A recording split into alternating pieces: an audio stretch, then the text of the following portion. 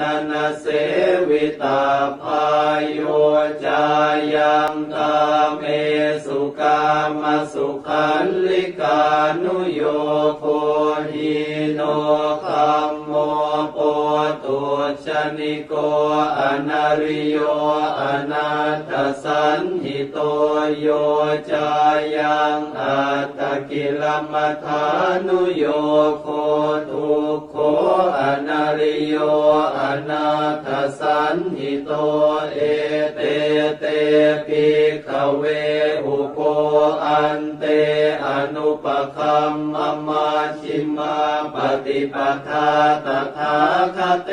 นะอภิสัมพุทธาจักขุกรณียานกรณีอุปสมัยอภิญญายสัมพุทธายนิพพานายสังวัตติกตมาจัสสาภิกขเวมาชิมาปฏิปทาตถาคเตนะอภิสัมพุทธาจักขุกรณียานกรณีอุปสมัยอภิญญายสัมพุทธายนิพพานายสังวัตติอายเมวะอริโยอัตถังคิโกมาโคสัยยทิทังสัมมาทิฏฐิสัมมาสังกัปโปสัมมาวาจาสัมมากัมมันโตสัมมาอาชีโวสัมมาวายาโมสัมมาสติสัมมาสมาธิอายังโคสาภิกขเวมาชิมาปฏิปทาตถาคเตนะอภิสัมพุทธาจักขุกรณียานกรณีอุปสมัยอภิญญายสัมพุทธายนิพพานายสังวัตติอิทังโคปนภิกขเวทุกขังอริยสัจจังชาติปิทุกขาชราปิทุกขามรณะปิทุกขังโสกปริเทวทุกขโทมนัสสุปายาสาปิทุกขาอาปิเยหิสัมปโยโคทุกโขปิเยหิวิปโยโคทุกโขยัมปิชังนลปฏิตัมปิทุกขังสังขิเตนะปัญจุปาทานาขันธาทุกขาอิทังโคปนภิกขเวทุกขสมุทัยโย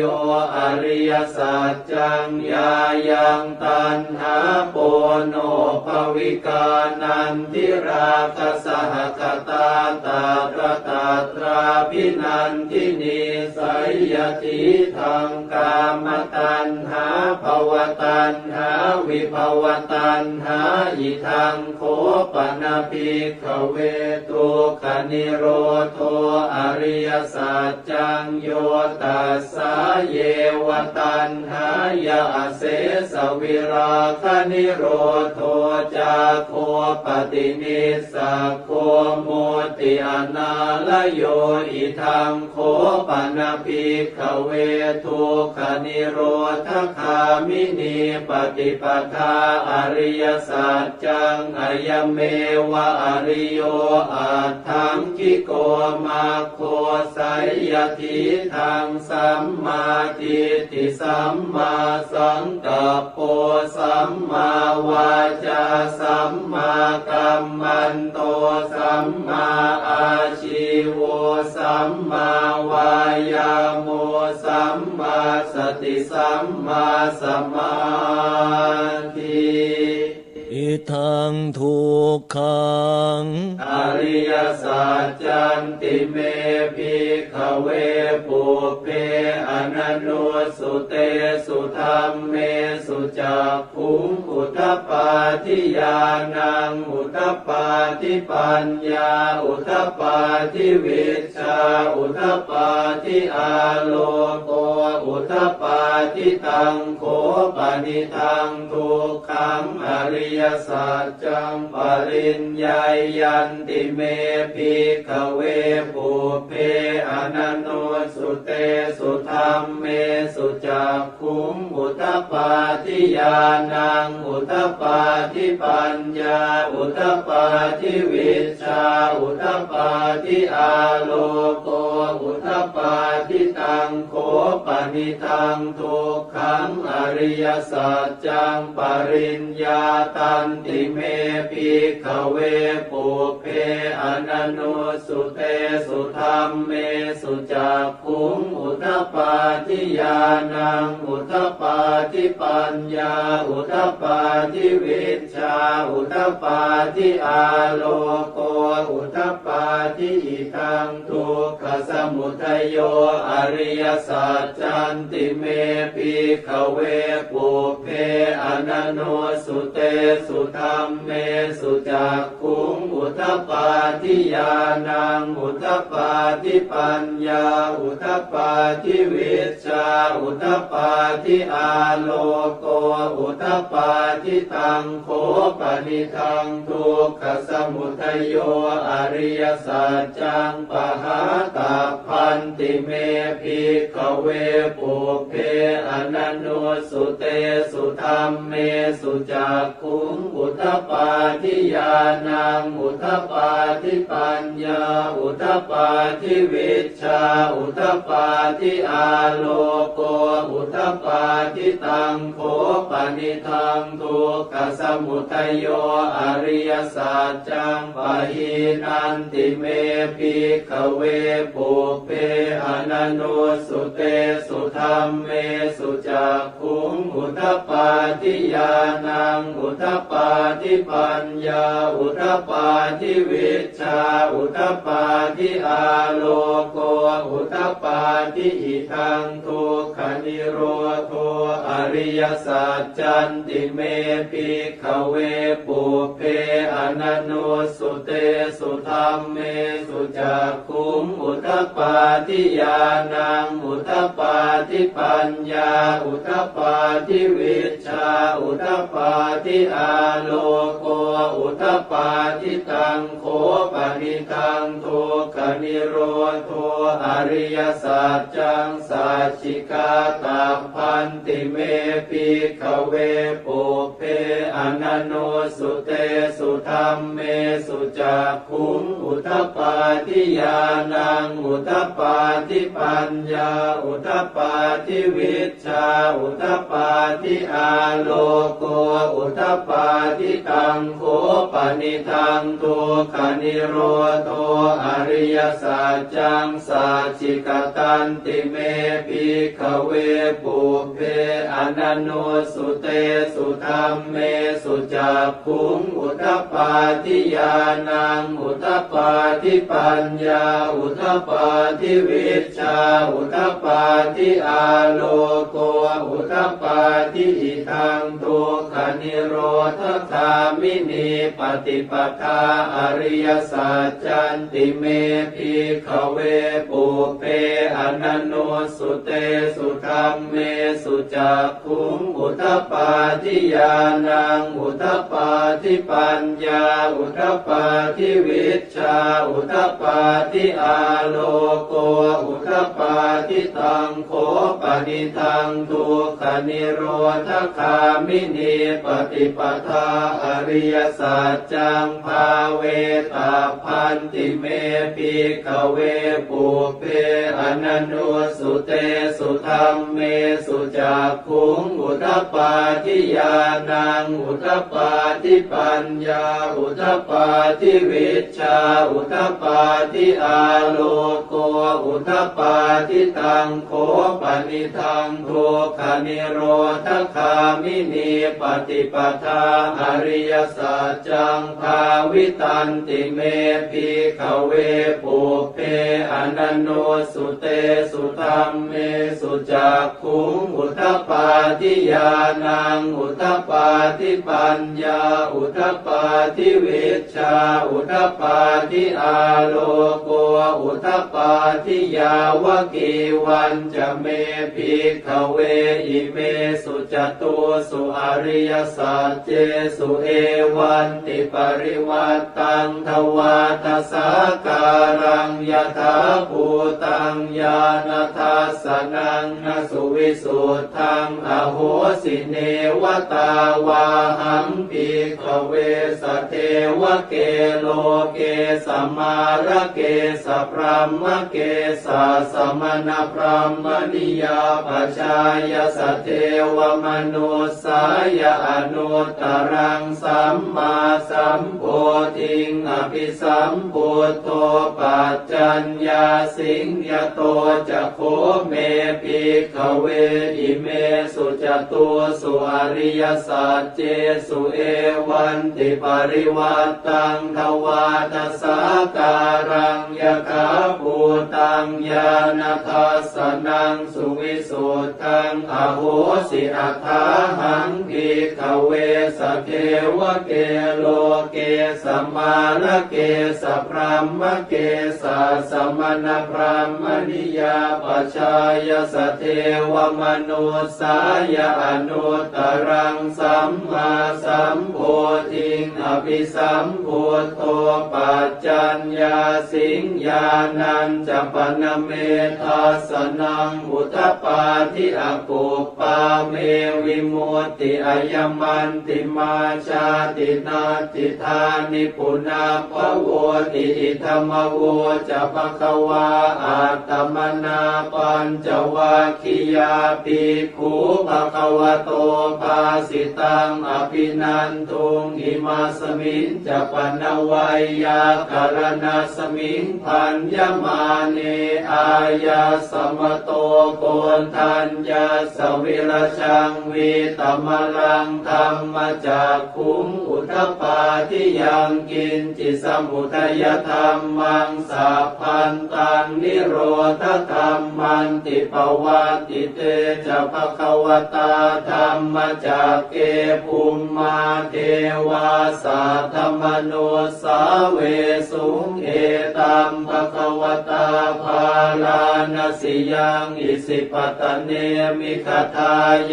อนุตตรังธรรมจากกังปวัตติตังอาปฏิวัติยังสมเนนวาพระมเนนวาเทเวนวามาเรนวาพระมุนาวาเกณจิวาโลกัสมินติภูมานังเอวานังสัทธังสุตวาจาตุมหา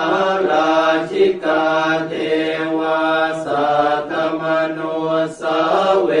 สุงจาตุมหาราชิกานังเทวานังสัทธังสุตวาตาวติงสาเทวาสัทธมโนสาเวสุงตาวติงสานังเทวานังสัทธังสุตวายามาเทวาสัทธมโนสาเวสุงยามานังเทวานังสัทธังสุตวาตุสิตาเทวาสัทธมโนสาเวสุงตุสิตานังเทวานังสัทธังสุตวานิมมานรติเทวาสัทธมโนสาเวสุงนิมมานรตินังเทวานังสัทธังสุตวาปรนิมมิตวสวัตติเทวาสัทธมโนสาเวสุงปรนิมมิตวสวัตตินังเทวานังสัทธังสุตวาพระมกายิกาเทวาสัทธมโนสาเวสุงเอตัมภควตาภาราณสิ ติยังอิสิปตเนมิกทาเยอนุตตรังธรรมจักกังปวัตติตังอาปฏิวัติยังสัมมเนนวาพรหมเนนวาเทเวนวามาเรนวาพรหมุนาวาเกณจิวาโลกัสสมินติอิติหะเตนะคะเนนะเตนะโมโหเตนะยาวะพรหมโลกาสัตโตอาภูคาจิอายัญจทัสสะสหัสสีโลกธาตุสังกัมปิสัมปะกัมปิสัมปะเวทิอาปมาโนจะโอลาโลโอภาโสโลเกปาตุระโหสิอติกัมเมวะเทวานังเทวานุภาวังอัตโคภควาอุทานังอุทานเนสิอัญญาสิวัตโพโกนทันโยอัญญาสิวัตโพโกนทันโยติติทังอายสมโตโกนทันยาสอัญญาโกนทันโยตเววนามังอาโหสิ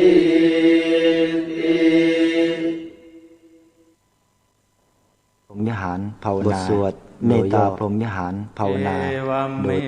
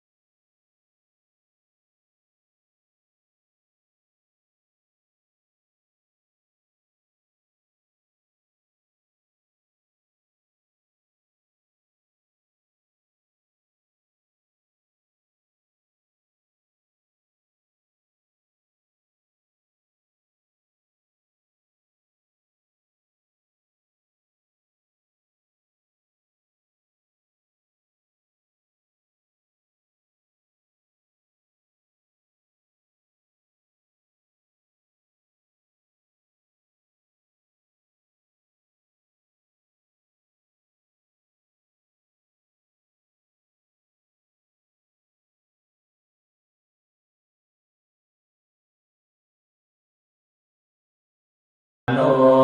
ติโสภารณาเมตตาเจโตวิมุตติอาติโอติโสภารณาเมตตาเจโตวิมุ ตติอาทิทิสาภารณาเมตตาเจโตวิมุตติกติหาคาเรหิอนุติโสภารณาเมตตาเจโตวิมุตติกติหา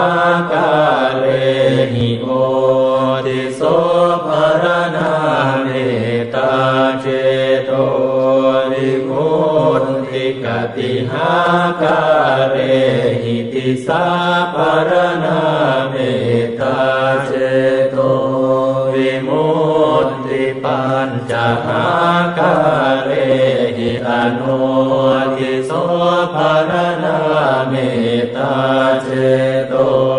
วิมุตติ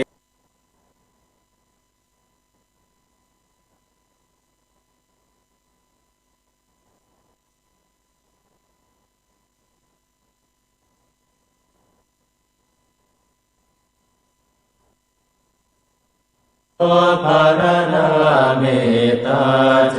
โตวิมุตติสัตตหาคาเจโตวิมุตติกัตตเมหิปัญจหาคาเรหิอนุทิโสภารณาเมตตาเจโตวิมุตติสัพเพสัตตาอเวราอภยา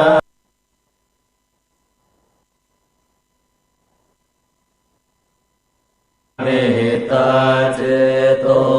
วิมุตติสัพเพสัตตาอเวราอภยาปัจจานิขยตนังปริหารันตุสัพเพปุตตาอเวรา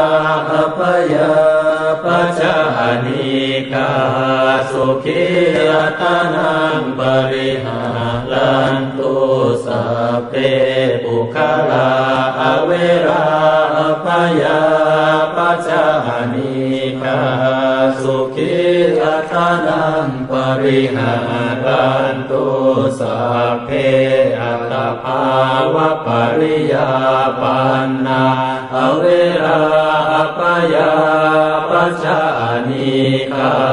สุขียตนังปริหารันตุอิเมหิปัญจหาคาเรหิอนุทิโสภารณา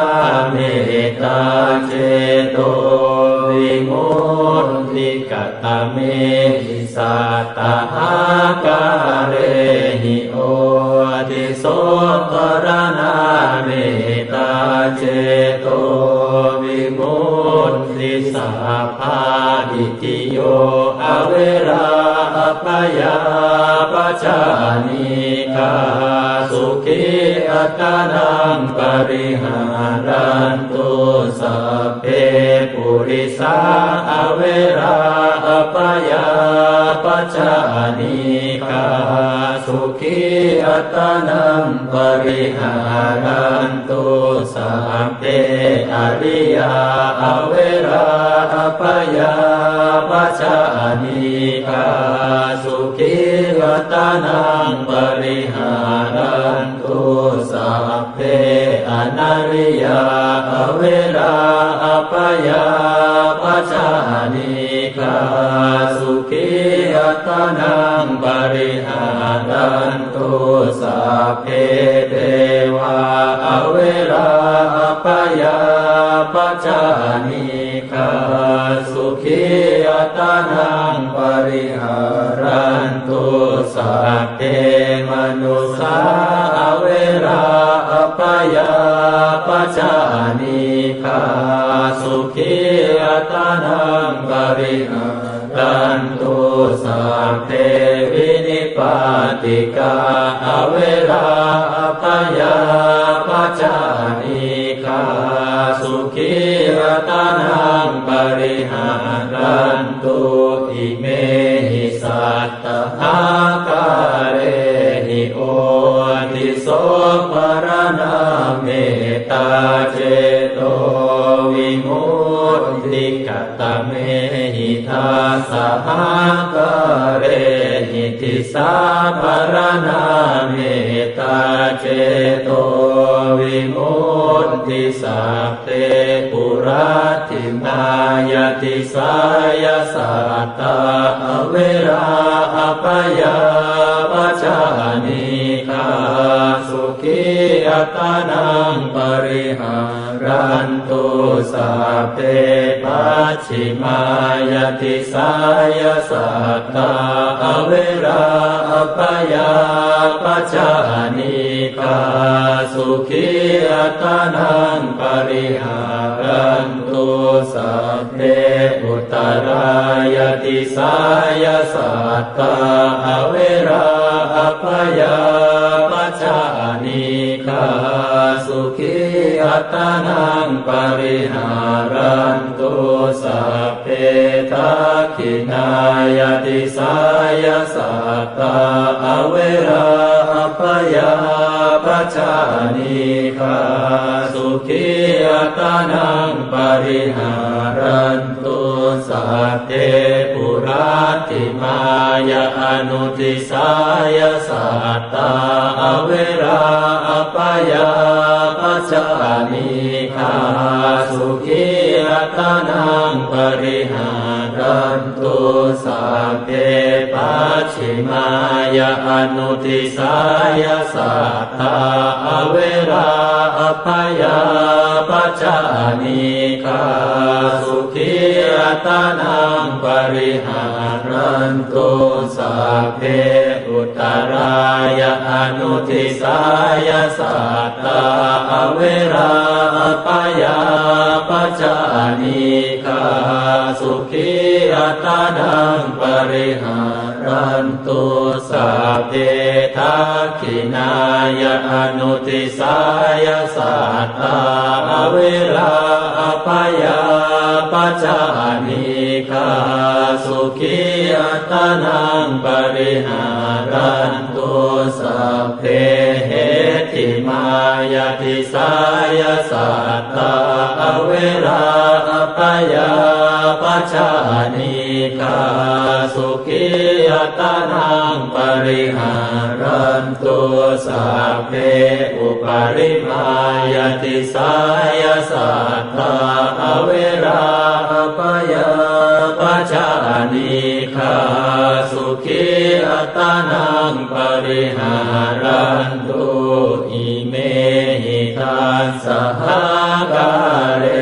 หิติสายปารณาเมตตาเจโตวิมุตติ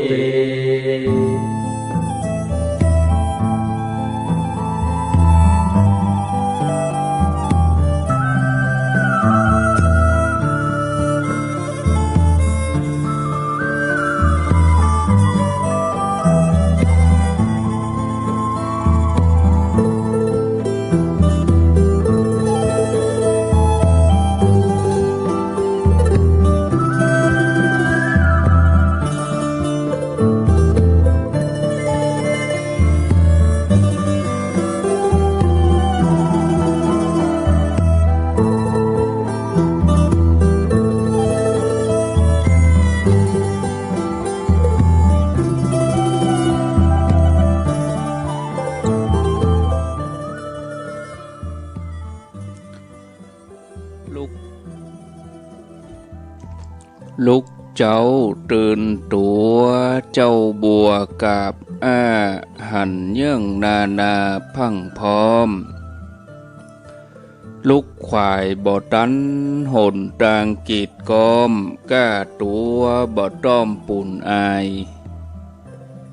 จุงเก่งเข้าไว้อย่าไปฮื้อขวายต่อหน้าสบายจำไว้เน้อเจ้าจำไว้เน้อเจ้า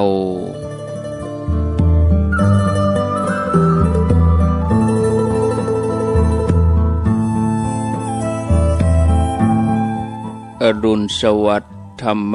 สวัสดีสวัสดียามเจ้าศรัทธาญาติโยมท่านผู้ฟังยินดีต้อนรับเข้าสู่รุ่งอรุณวันใหม่ ปะกันเจ้านี้เป็นเจ้าของวันศุกร์ที่16เดือนกรกฎาคมพุทธศักราช2564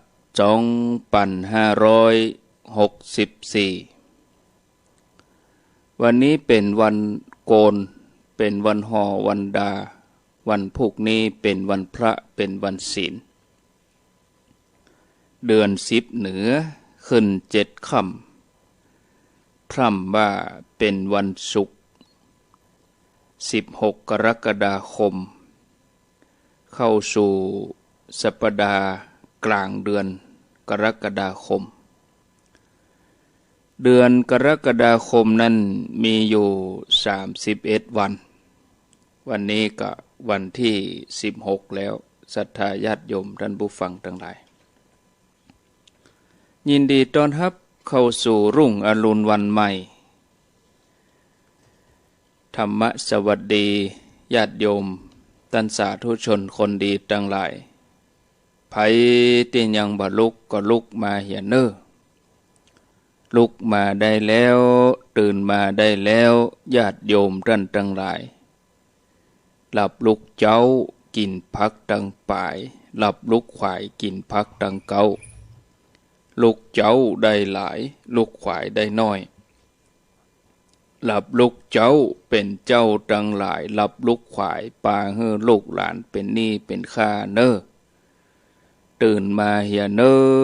ลุกมาเหียเน้อลุกเน้อลุกเน้อลุกลุกลุกลุกตื่นตื่นตื่นตื่นตื่นตื่นได้แล้วลุกได้แล้วญาติโยมท่านทั้งหลายหลับลุกเจ้ากินพักดังปายหลับลุกขวายกินพักดังเก้าลุกเจ้าได้หลายลุกขวายได้น้อยขอบคุณบ้านทุ่งเรดิโอ 89.50 วิทยุธรรมะของชุมชนวัดห้วยตองสัก 98.75 เวียงป่าเป้าเรดิโอ 90.0 คณะสงฆ์อำเภอฝาง 100.25 มนต์เสียงธรรมวัดบุพาราม 106.25 วิทยุชุมชนคนเมืองลี 103.75 เสียงธรรมจากวัดจันทร์ 103.50 วิทยุชุมชนคนนาน้อยอำเภอนาน้อยจังหวัดน่าน 91.50 สี่คำเรดิโออำเภอเวียงสาจังหวัดน่าน 92.50เสียงใสเรดิโออำเภอตะวังผาจังหวัดน่าน 100.75 วิทยุชุมชนคนเหนือเขื่อนอำเภอฮอด 90.75 น่านฟ้าเรดิโอ FM 100.25 อันนี้เปลี่ยนคลื่นใหม่นะสำหรับน่านฟ้าเรดิโอที่เคยฟัง 101.75 ก็ย้ายไปญาติโยมย้ายมาที่ 100.25 FM 100.25 แดนดินถิ่นล้านนา 103.50 ล้านนาเรดิโออำเภอศพปราบจังหวัดลำปาง 95.75 คลื่นพระพุทธศาสนาการศึกษาและวัฒนธรรมวัดฝ่ายหินมหาวิทยาลัยเชียงใหม่ FM 104.50 อาเรดิโอเน็ตเวิร์ก 103.0 วิทยาลัยสารพัดช่างลำปาง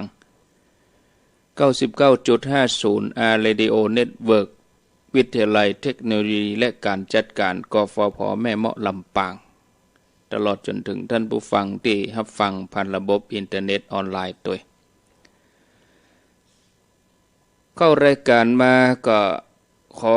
อนุญาตได้แจ้งญาติโยมตังนาน้อยเนาะได้รับแจ้งจากอาจารย์ท่านพระครูสุจินต์อาจารย์ท่านพระครูสุจินต์ที่เปิ้นได้ดูแลสถานีวิทยุชุมชนคนนาน้อยในนามคณะกรรมการที่ได้ร่วมการจัดตั้งกลุ่มสถานีวิทยุชุมชนคนนาน้อยโดยที่ตั้งสถานีขึ้นมาหลายปีดีดักญาติโยมทั้งหลาย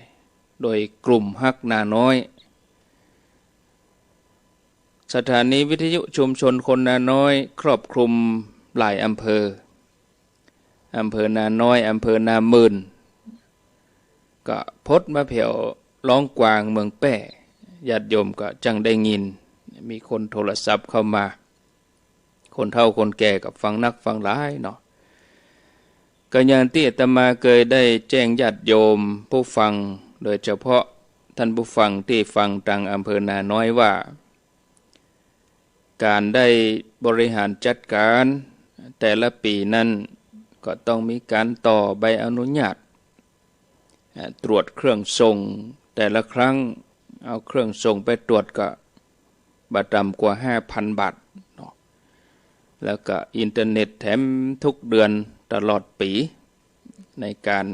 ออกอากาศก็ญาติโยมเขาก็ห้อมพ่องบางท่านก็ห้อมราย2ราย3 4 5รายก็มีอยู่พอจะประคับประคองไปได้เป็นปีๆนะ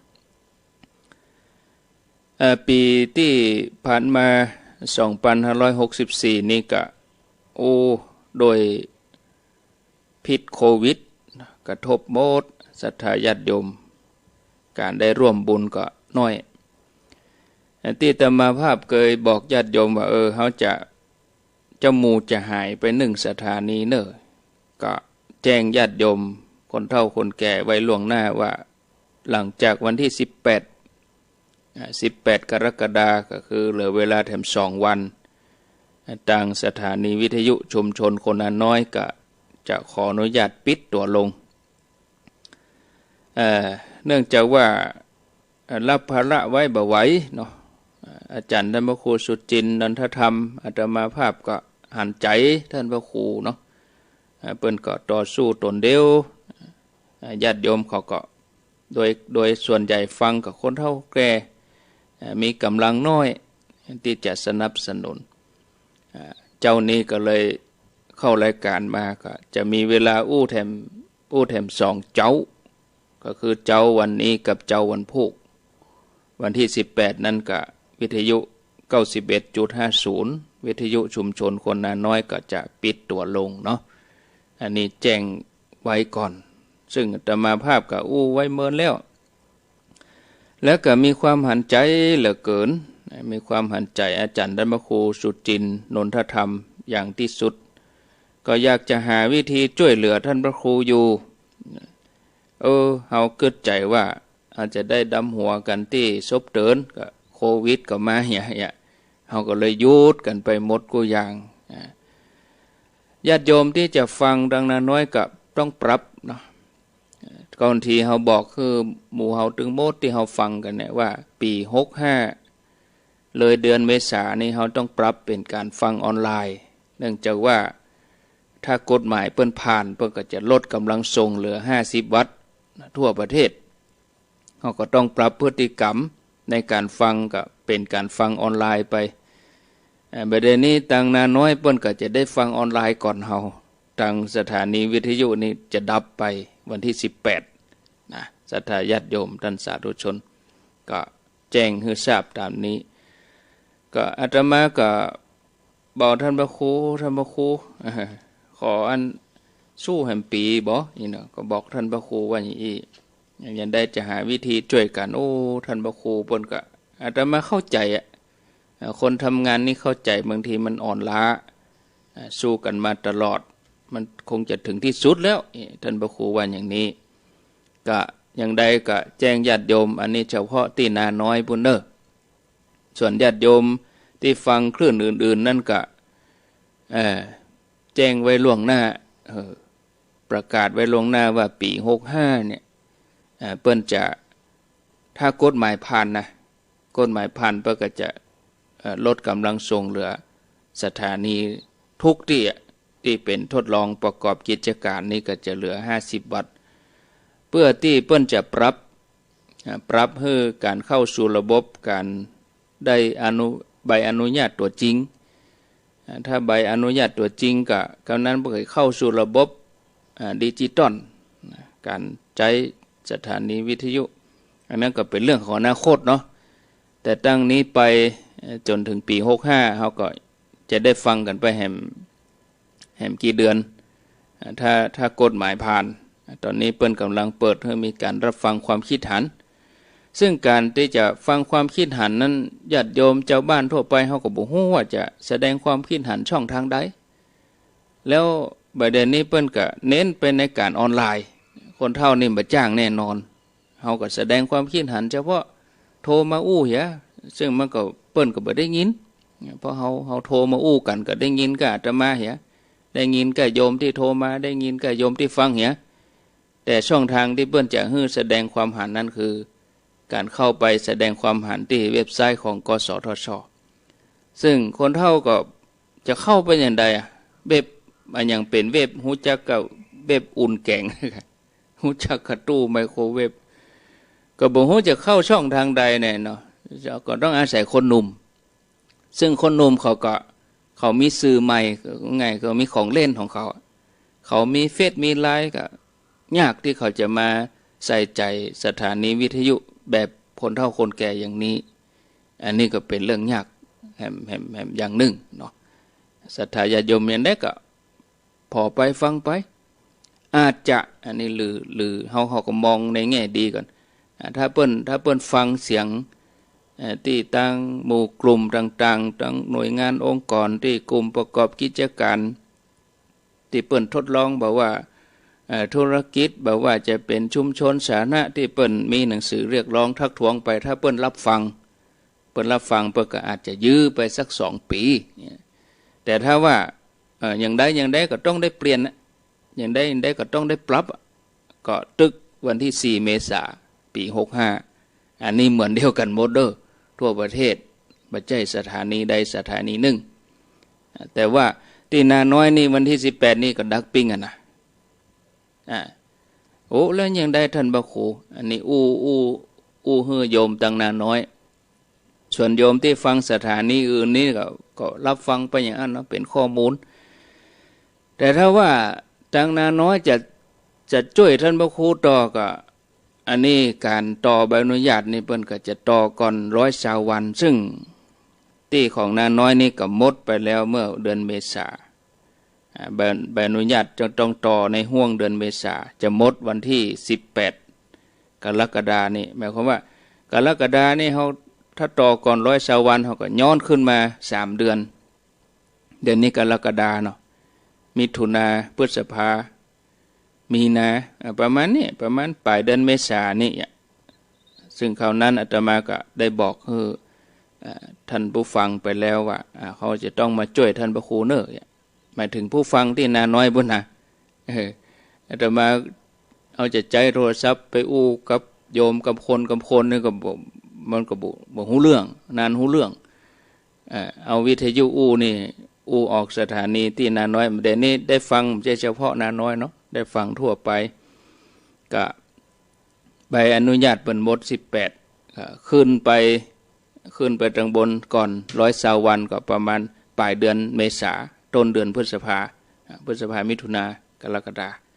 คม3 4 12ก็4 เดือน3 เดือน4 เดือนนี่เนาะประมาณเมษาก็เวลาท่านพระครูเพิ่นก็ตรวจเครื่องตรวจหยังไปแล้วก็เหลือแต่ว่าที่จะยื่นเอกสารอันยังแหมบางสิ่งบางอย่างเนาะที่จะต้องได้ทำประเด็นนี้ก็การที่จะออกอากาศต่อไปนั้นก็คงจะบ่ไหวละอีนะท่านพระครูเปิ้นแจ้งไว้อย่างนั้นก็หันใจเนาะศรัทธาญาติโยมแต่ถ้าว่าญาติโยมทางนาน้อยจะช่วยท่านพระครูอยู่ก็แต่ก็ต้องหยุดออกอากาศวันที่18 กรกฎาคมช่วงตรวจเครื่องตรวจยังทำก็ประมาณแหม4 เดือนว่าถึงจะได้ออกอากาศดีบ่ดีก็สิ้นปีถ้าจะสู้ต่อแต่ถ้าญาติโยมยังบอกว่าบ่เป็นหยังบ่ได้ฟังก็เป็นหยังก็ปล่อยลุดไปเลย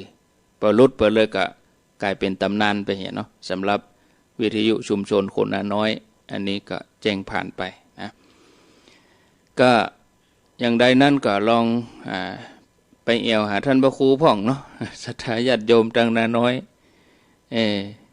ท่านพระครูสุจินต์นนทธรรมหรือว่าท่านอาจารย์ดร.ประทีปอาจารย์วัดหนองปลาค่าขออนุโมทนากราบขอบพระคุณท่านพระครูโดยเนาะที่ได้เชื่อมต่อสัญญาณเอารายการธรรมะ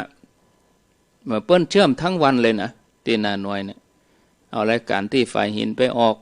ช่วงภาคกลางวันตลอดแล้วก็มาค่ำก็เชื่อมคลื่นสีขาวมาเจ้าอย่างอี้ก็เชื่อมคลื่นสีขาวตลอดทุกวันเลยบ่ได้ขาดญาติโยมทั้งหลายอาตมาเขาก็เคยไปแอวแล้วเหมือนกันไปแอวที่วัดท่านพระครูแล้วก็สถานีเปิ้นก็ตั้งอยู่ปุ้นอาคารที่โรงพยาบาลนาน้อยตั้งโรงพยาบาลเปิ้นก็ใจดีเนาะคือสถานีไปตั้งอยู่ที่หั่นค่าไฟก็เบาไปค่าอินเทอร์เน็ตนี่ก็ต้องจ่ายไปทุกเดือนนะศรัทธาญาติโยมเด้ออ้าวศรัทธาญาติโยมท่านทั้งหลายก็โอ้เป็นที่น่าหันใจเนาะเพิ่นว่าการเวลาล่วงเลยไปกับเอาทุกอย่างไปหมดเหมือนกันนะแต่เอาละศรัทธาญาติโยมอาตมาวันนี้ก็คงจะบ่ได้มีธรรมะอย่างนักวันนี้เน้นแจ้งเพราะเหลือเวลาแถม2เจ้าแจ้งที่วิทยุชุมชนคนนาน้อยจังหวัดน่านแถมเรื่องหนึ่งก็จะแจ้งถึงงานวันที่25กรกฎาคมนี้ก็เปิ้นจำกัดคนไปร่วมงานเนยญาติโยมนะท่านที่กำลังจะเกียมตัวจะไปนี่ขอระงับก่อนเนอะก็จะเน้นเฉพาะญาติโยมเวียงปะเป้าเพราะว่าจำกัดคนโดยเฉพาะโรคภัยไข้เจ็บโรคโควิดนี่มันอันตรายเปิ้นบ่ฮื้อรวมกลุ่มกันจังหวัดเชียงใหม่ประกาศแต่ว่ากิจกรรมอันใดก็ตามบอกว่าจะเป็นงานประเพณีงานอย่างก็ตามนี่นะเปิ้นฮื้อรวมกลุ่มกันบ่เกิน100คนฉะนั้นงานวันที่25นี่ก็ศรัทธาที่จะไปเป็นหมู่เป็นคณะคณะนี่ก็ขืนรถไปอย่าเน้อที่เซาะรถเซาะหยังกันไว้ก็ขืนรถไปก่อนญาติโยมที่อยู่ในพื้นที่เฮาก็กลัวกังวลก็มาอ่านก็จะเป็นประเด็นขึ้นมาก็จะลำบากฉะนั้นก็แจ้งญาติโยมก็จะไปน้อยใจเนาะงานอื่นก็ยังมีอยู่อย่างน้อยเฮาก็ร่วมบุญกันอนุโมทนาติดตามรับฟังธรรมะกันในสถานีนี้ก็ถือว่าดีแล้วนะถ้าเฮาไปกันเป็นคณะก็เดเป็นประเด็นขึ้นมาก็จะลำบาก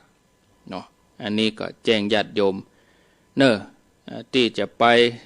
ตั้งใจเจาะรถซ่อนอย่างอยู่ไกลลำปางก็ดีก็อย่างก็ได้เมืองฝางก็จอมตองฮอดเวียงหนองร่องอย่างมื้อนี้ขอยุติก่อนเนาะบ่ใจว่าบ่ฮื้อไปนะคือว่าเหตุการณ์มันบ่เอื้อบางทีเดียวก็อันอย่างมาก็จะลำบากเนาะอันนี้คืนรถเถอะก่อนเด้อคืนรถคืนอย่างเพราะว่าจำกัดคนร่วมงานนะที่เวียงปะเป้าเปิ้นก็ฮื้อไปแค่หมู่บ้านละ2คนถ้าสมมติเหตุการณ์มันรุนแรงขึ้นก็จะมีเฉพาะพระคุณเจ้าเท่านั้นนะจะมีกับพระสงฆ์ที่จะจัดกิจกรรมเพราะว่าทางคณะกรรมการโรคติดต่อจังหวัดเชียงใหม่เปิ้นประกาศตะวานี่ว่างานประเพณีอย่างต่างๆกิจกรรมใดๆจำกัดผู้เข้าร่วมบ่เกิน100คนตั้งแต่วันที่14ถึง31กรกฎาคมนะอันนี้มันเปิ้นเป็นคำสั่งเป็นกฎหมายออกมาเฮาก็บ่ควรที่จะฝ่าฝืนนะบ่ควรจะเป็นคนดื้อคนลึงเนาะฉะนั้นก็แจ้งให้ญาติโยมเขารับทราบตามนี้แต่ถ้าว่าเฮาใครไปทำบุญก็บ่จำเป็นจะต้องไปวันที่25ก็ทยอยไปตั้งแต่วันนี้อย่างที่จะมาแนะนำเฮาใครไปหันแล้วก็ทยอยไปมันบ่ใช่แบบเฮาจะไปรวมกันนักกันหลายคือเฮาทยอยไปโดยเฉพาะญาติโยมทางเวียงปะเป้าที่ไปง่ายทยอยไปวันนี้ก็ไป2 3 4คนวันพุธก็ไปแถมได้งานด้วยได้การด้วยไปทำงานไปขนดินกีไปขนทรายอันเนี้ยดีกว่าเฮาจะไปเนไปก็วันงานบางคนก็จะเนก็ไปวันงานแล้วมันรวมตัวกันหลายมันอันตรายแต่ถ้าเฮาอยากจะได้บุญจริงๆเฮาก็ทยอยไปได้ทุกวันเลยตั้งแต่วันนี้ไปได้ทุกเวลา